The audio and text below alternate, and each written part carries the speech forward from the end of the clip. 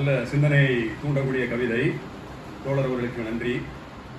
அடுத்தபடியாக கருத்தரங்கம் தொடங்க இருக்கின்றது. இன்னொரு டெல்லி பாபு கவிஞர் தோழர் டெல்லி பாபு அவர்களை கவிபாட அன்புடன் அழைக்கிறேன்.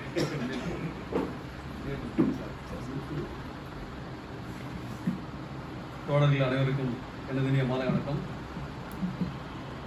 சுயமரியாதை. வீழ்ச்சி வரும் தமிழகத்தில் எழுச்சி வேண்டும்.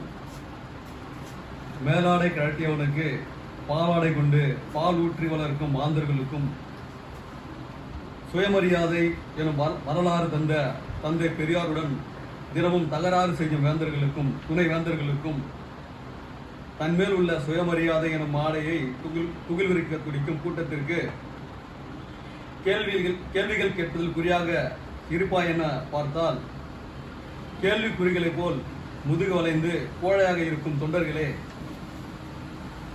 இருக்கும் நிழல்ல உரிமைகளை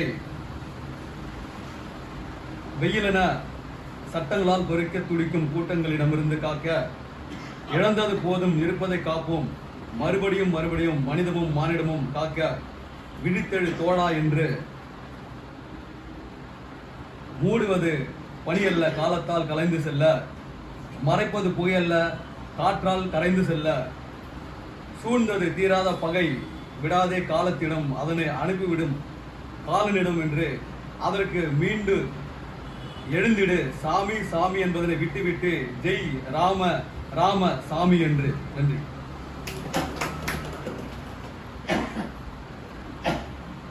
சிறந்த நாட்டு நடப்புகளை மையப்படுத்தி அருமையான ஒரு கவிதையை படைத்திருக்கிறார் தோழர் டெல்லி பாபு அவர்களுக்கு நன்றி. அடுத்தபடியாக கருத்தரங்கம் தொடங்க இருக்கின்றது. கருத்தரங்கத்தினுடைய தலைப்பு ஏற்கனவே குறிப்பிட்டதை போல சுயமரியாதை இயக்கம் ஒரு மீள்பார்வை. அதனுடைய தலைமுறை ஆற்றுவதற்கு தோழர் உதயன் அவர்கள் வந்திருக்கிறார்கள்.